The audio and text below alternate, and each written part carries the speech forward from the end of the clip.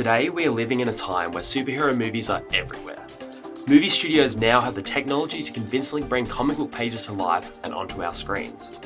The popularity of this genre of film can be attributed solely to one company and one company alone, Marvel, and their Marvel Cinematic Universe. With a total grossing of $13.4 billion US, it has even beaten out the likes of Star Wars and Harry Potter.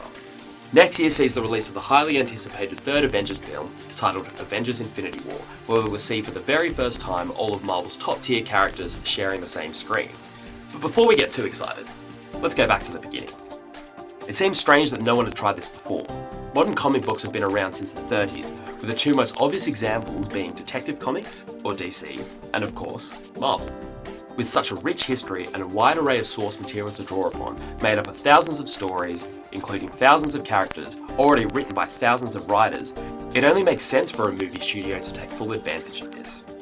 We'd seen many famous examples of comic book films before. The likes of Batman, Superman, and the X-Men had been adapted several times on screen.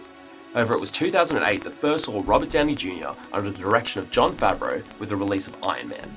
The film was also produced by a man named Kevin Feige, who would become the architect and the official overseer of the entire franchise.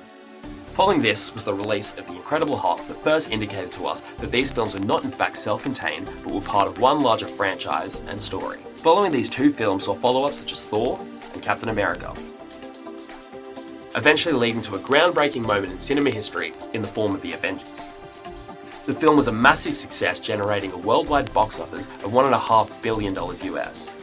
This is made even more impressive given that Marvel Studios did not have the film rights to the X-Men and the Fantastic Four, some of their most popular characters, who belong to 20th Century Fox, and Spider-Man, who belong to Sony.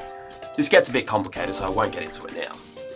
Phase 2 of the MCU saw them expand their roster of characters further with the introduction of the Guardians of the Galaxy and other Avengers such as Scarlet Witch and the Vision that would be introduced in the second Avengers film, as well as Paul Rudd's Ant-Man, who received his own solo movie. I'm Ant-Man. I know. Wasn't my idea.